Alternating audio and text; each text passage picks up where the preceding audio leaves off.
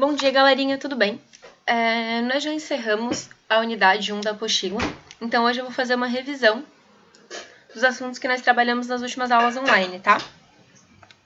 O que a gente já tinha trabalhado na sala presencialmente não está incluído nessa revisão. Então vamos lá, vamos começar. Opa!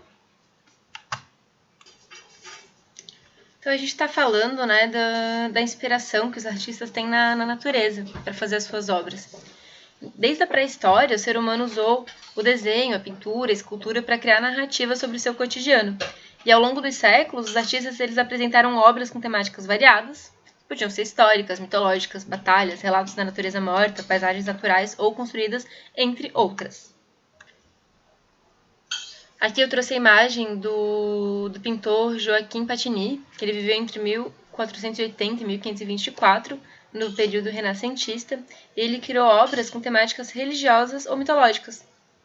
E o grande destaque da pintura, né, dele estava na paisagem, como nessa obra aqui, que é a paisagem com São Jerônimo.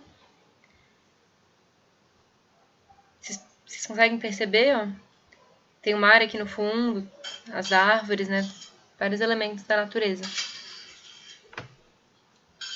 E daí na aula a gente respondeu, né? Que elementos que a gente percebe na pintura, se tem mais elementos humanos ou naturais, né? Então a gente percebe vários elementos da natureza, a gente percebe muito mais elementos naturais do que pessoas, né? Tem uma pessoa aqui, talvez aqui mais duas, não dá pra identificar direito, mas com certeza muito mais elementos naturais.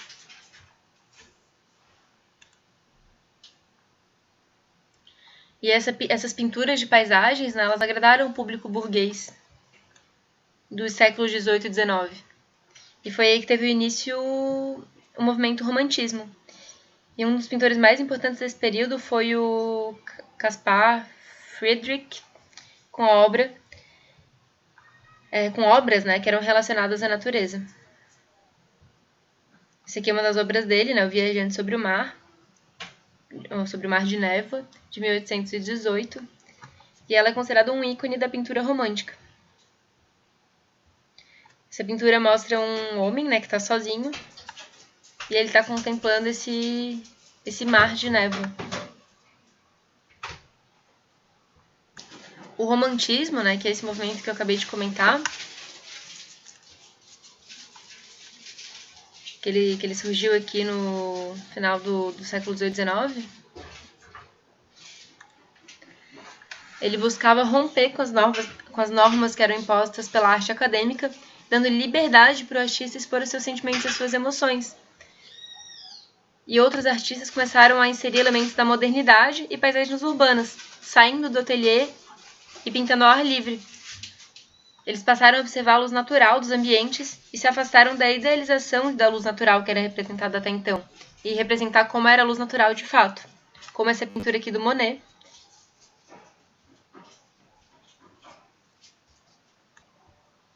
que chama a impressão Nascer do Sol. Já o Van Gogh, ele preferiu deixar a cidade e buscar inspiração em ambientes rurais e natureza. Nessa obra aqui, né, que chama Corvos no Trigal, do Van Gogh, que é de 1890, ele representa uma paisagem do vilarejo Alverseur-Oisé, não sei como falar isso, gente, esse nome muito estranho em francês. Esse vilarejo fica próximo de Paris.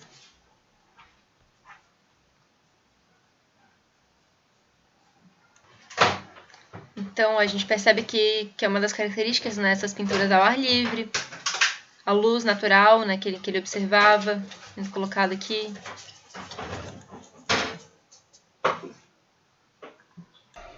E depois, na aula seguinte, nós começamos a falar um pouquinho sobre ilustração científica, né, que antes da invenção da fotografia, os artistas utilizavam a pintura como registro científico e histórico. Opa! Eles não tinham como tirar uma foto de algo para registrar, né? Então eles pintavam.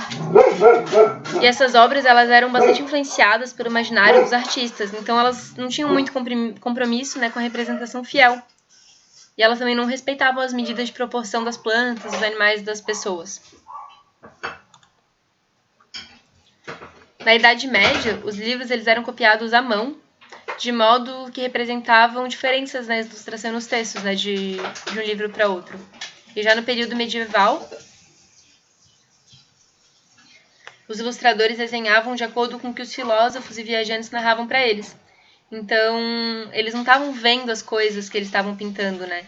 As pessoas que viajavam contavam como era, e esses ilustradores pintavam, desenhavam. E isso criava as imagens sempre carregadas de uma fantasia e de uma moral religiosa que não necessariamente era fiel à realidade.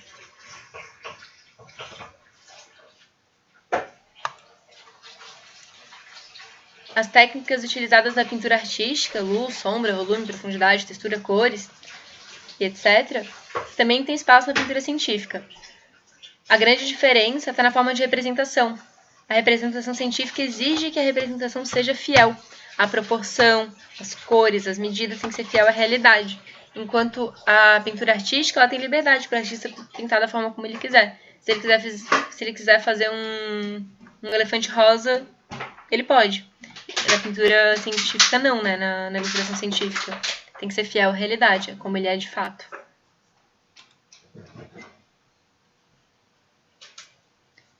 A principal fonte documental sobre o descobrimento do Brasil é um documento escrito por Pero Vaz de Caminha, que era o escrivão da Esquadra do Cabral, né? E ele narrava a viagem, a chegada aqui nas novas terras e descrevia os índios e a fauna e a flora. A carta ela foi, mais tarde, inspiração para vários artistas, como o Pedro Pérez, o Vitor Meirelles, e bem mais tarde o Portinari, que utilizaram essa narração para pintar a primeira missa que foi rezada, né, em terras brasileiras.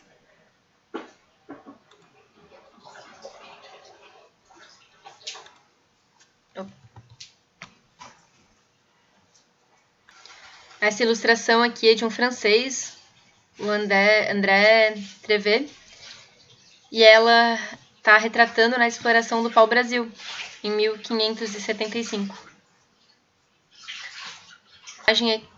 E nessa imagem aqui, o Pedro Pérez, né, ele está retratando a primeira missa rezada no Brasil. Essa imagem aqui chama A Elevação da Cruz em Porto Seguro, e ela é de 1879. Essa imagem aqui também retrata a primeira missa que foi celebrada aqui no Brasil. E a do Vitor Meirelles foi pintada em 1860. Então, olha só.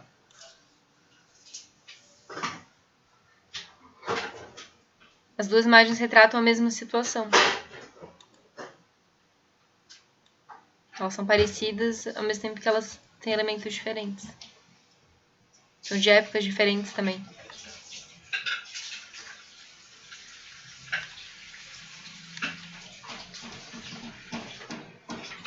Essa imagem aqui já foi pintada bem depois, né? 100 anos depois. É do Cândido Portinari. E ela também está retratando a primeira missa.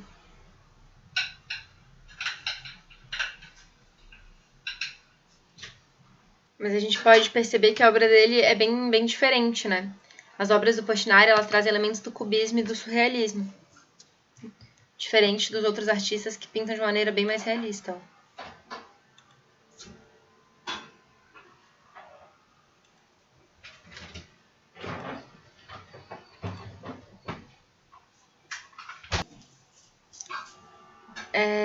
Artistas viajantes chegaram no Brasil com o objetivo de retratar o território brasileiro. E eles registravam, por meio da pintura, a fauna e a flora, a cultura e os costumes nativos daqui. Mas o trabalho deles era influenciado pela visão da época, então eles não tinham um compromisso com registrar o real. Os indígenas, por exemplo, eles apresentavam proporções corporais que não correspondiam com o verdadeiro biotipo deles, seguindo a tradição de representação corporal europeia, com as pernas muito alongadas e uma estatura mais alta que a real. E, além disso, a visão da época considerava os indígenas inferiores, porque eles não eram cristãos. Então, eles eram sempre representados como submissos aos colonizadores ou como selvagens em rituais violentos.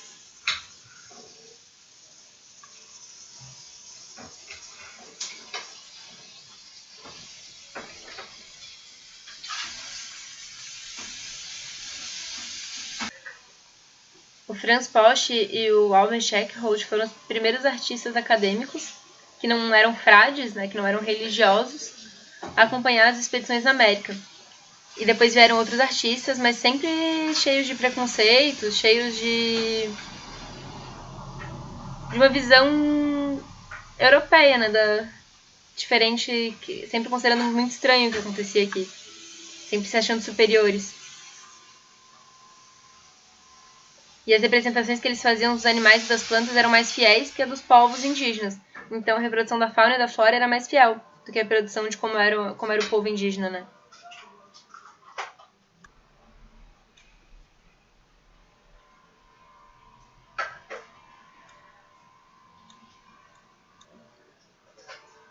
Desculpa, gente, deu um problema aqui para ver o finalzinho do texto. As florestas e os costumes do Rio de Janeiro. Isso aqui foram as atividades que vocês já fizeram. Nós também falamos, né, gente, aqui já é um outro assunto, tá? Um outro capítulo do livro, que fala sobre dança e diversidade cultural. Então a gente comentou, né, sobre os motivos que levam uma pessoa a dançar, que podem ser vários motivos, como diversão, celebração, comunicação, contar uma história, protestar, sensibilizar, conduzir o público a uma reflexão. E a gente pode também dizer que existem danças que são típicas de cada país. E dentro desses países, existem danças típicas de cada cidade, estado, vilarejo. Essa imagem aqui é na Bahia, dança dos africanos escravizados, que era chamada de samba.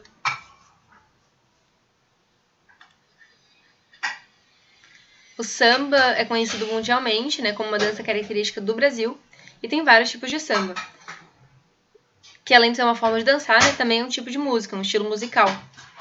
E ele surgiu no final na metade do século XIX.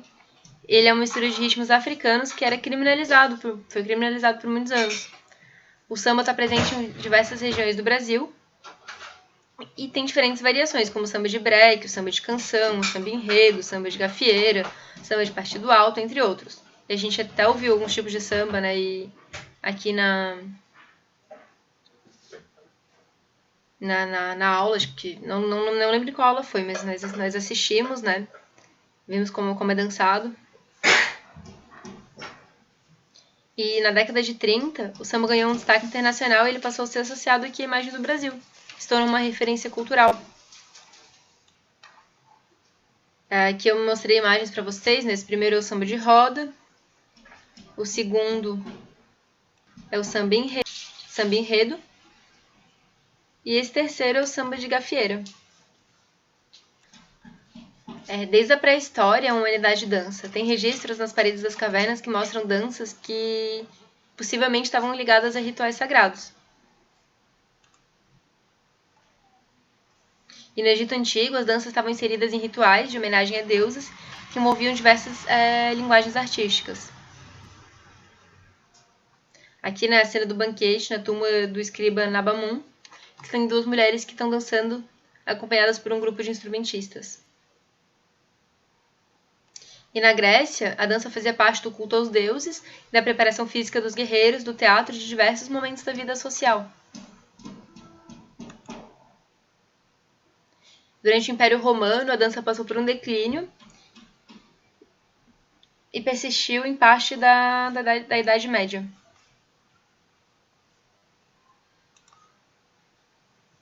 Na Idade Média, as manifestações populares elas aconteciam em parques, feiras e aconteciam por diversos motivos, como até comemorar uma boa colheita.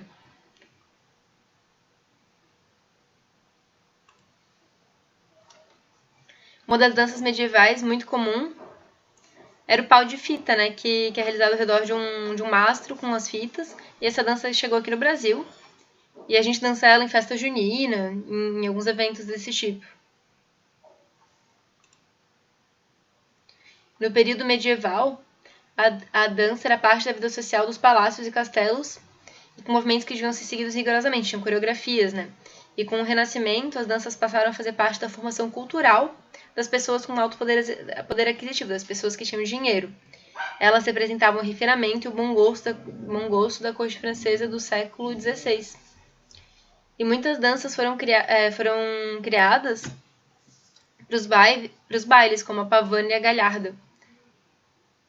E tinha também dançarinos profissionais que se apresentavam para a corte. Durante a segunda metade do século XVII, no reinado do Luís XIV, a França ela viveu um grande desenvolvimento na dança e se tornou referência por toda a Europa. Porque o Luís ele gostava muito das artes, ele gostava muito de dança. Inclusive ele ficou conhecido como Rei do Sol por ter feito o papel do Apolo, Rei do Sol, no Ballet de Lannou, quando ele tinha 15 anos. E ele protagonizou mais de 40 balés. Aquele com o figurino, né, do Rei do Sol. E ele apoiou muitos artistas como o Molière e o Lully.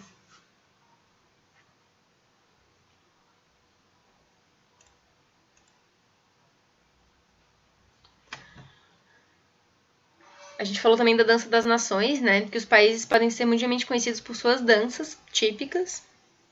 E a diversidade de formas de dança e riquezas é muito extensa, né? Tem muitas danças diferentes. A gente falou do sapateado, que é uma dança que foi muito apreciada, que é muito apreciada nos Estados Unidos, né? Na época da Revolução Industrial, quando os operários usavam tamancos para isolar a umidade que subia do solo. E no período livre eles se reuniam na rua e faziam vários sons com os sapatos, usando os pés, né? Também tem a dança de rua, que tem a ver com hip hop. Eu mostrei um vídeo para vocês na outra aula. A gente falou da salsa, que é uma dança típica de Cuba, mais especificamente em Havana, né?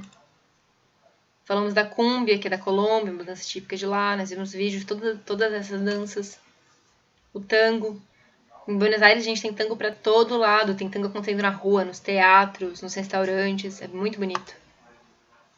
O flamenco, que é de origem moura e cigana, que tem influência árabe, judaica, né? Lá da região da Andalúzia, na Espanha. O ropaque, que já é bem diferente, né? A gente não tem muito contato, que é de origem ucraniana. Dança do ventre, que veio lá do Egito. O adumu, que é uma dança da África.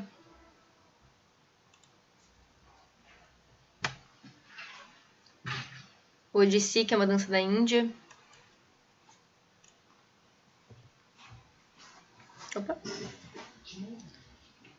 E o haka, eu até mostrei um vídeo pra vocês, né, dos jogadores fazendo a dança para intimidar o outro time, que é da Nova Zelândia. E aqui no Brasil a gente tem uma grande diversidade cultural. E as principais matrizes culturais e estéticas, né, enfim, que são nossas matrizes, são as indígenas, as africanas e as europeias. Havia povoamentos indígenas aqui no Brasil desde 16.000 a.C. E eles tinham diferentes organizações sociais e deram origem a dois grandes troncos indígenas, né, que são o G e o Tupi. E o processo de colonização foi bem violento e fez com que os indígenas eles migrassem para áreas de mais difícil acesso, onde os não indígenas tinham dificuldade para chegar. E isso fez com que eles sobrevivessem em regiões mais pobres e mais inóspitas. Então, antes da colonização, tem uma estimativa de que no Brasil viviam cerca de 5 milhões de indígenas. E hoje, segundo a FUNAI, restam só 890 mil. Então, gente, de 5 milhões para 890 mil é uma perda muito grande, né? Cerca de 4 milhões de africanos foram escravizados no Brasil entre 1550 e 1850. Eles vieram da região onde hoje está Angola, Benin, Congo, Costa do Marfim, Guiné, Mali, Moçambique e outras. E mesmo eles tendo vindo de diferentes regiões, eles não eram chamados pela etnia deles, e sim pelo porto ou pela região de onde eles foram trazidos. E isso contribuiu para que houvesse um desconhecimento das suas origens. Mas não impediu que eles se tornassem uma das nossas matrizes culturais, que é muito rica e muito diversificada. Depois da abolição da escravatura, que aconteceu em 1888, muitos fazendeiros não quiseram empregar os ex-escravos, e então o governo brasileiro ele incentivou a vinda de imigrantes da Europa e da Ásia para o Brasil. E diferente de como aconteceu com os indígenas e com os africanos, que eles sofreram muita violência, sofreram com a escravidão, com o abandono social, os imigrantes europeus eles tiveram incentivo para trabalhar na agricultura, na pecuária, na indústria e na prestação de serviços. Isso já mostra a raiz da nossa desigualdade social, né? Nós falamos também das danças populares do Brasil. Falamos do carimbó, que é uma dança típica do Pará. Falamos do fandango, que veio para as regiões litorâneas do Brasil, né, pelos portugueses. E hoje em dia ela é encontrada em Santa Catarina e no Rio Grande do Sul. Falamos do siriri, que é uma dança do Mato Grosso. Do jongo, que é uma dança encontrada no Sudeste. E assim a gente finalizou a unidade 1, galerinha. Hoje foi uma revisão bem rápida, né? Eu sei que eu falei meio rápido, mas eu queria apanhar todo esse conteúdo. Se ficou alguma dúvida, algo que vocês não entenderam, entre em contato comigo lá pelo clipe, a gente marca uma live, tá? E é isso. Um beijo pra vocês, uma boa semana.